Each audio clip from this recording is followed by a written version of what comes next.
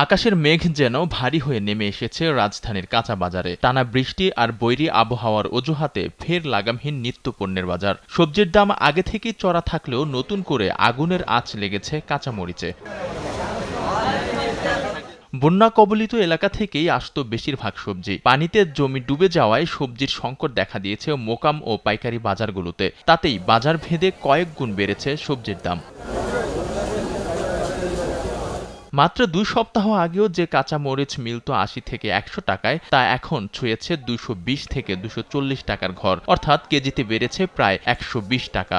শুধু মরিচই নয়, করলা, বেগুন আর বরবটি কিনতে ক্রেতাদের গুনতে হচ্ছে ১০০ থেকে ১২০ টাকা। তরকারির দাম, অন্যান্য সবজির দাম, অন্যান্য নিত্য প্রয়োজনীয় জিনিস ওগুলোর দাম ইনকাম অনুযায়ী তো বেশি, মানুষের হাতের নাগালের বাইরে। বেশি সীমিত আর মানুষ তাদের খুব কম্প্রোমাইজ করতে হচ্ছে তাদের আয়ের সাথে, এবং হয়তো আগে যে ১ কেজি কিনতো সে এখন আধা কেজি কিনতেছে।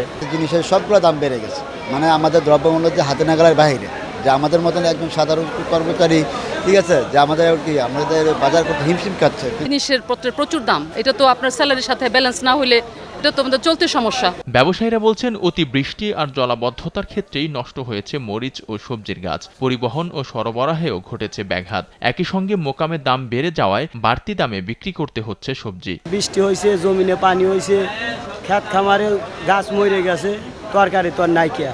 এখন যা উঁচু জায়গা আছে এই তরকারি আসতেছে।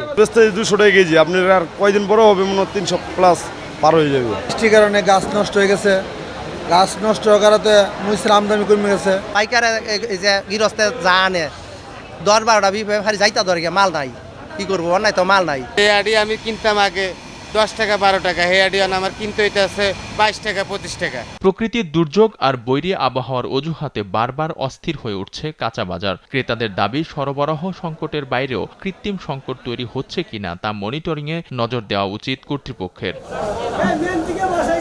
আলভি রায়হান, দেশ টিভি, ঢাকা।